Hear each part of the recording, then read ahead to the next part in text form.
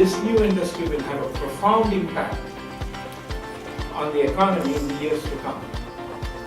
It will define how we live, how we travel, how we use our leisure time. The question then for us is to figure out what mix of ingredients we need to have in our crucible for this new industry to take root and be successful.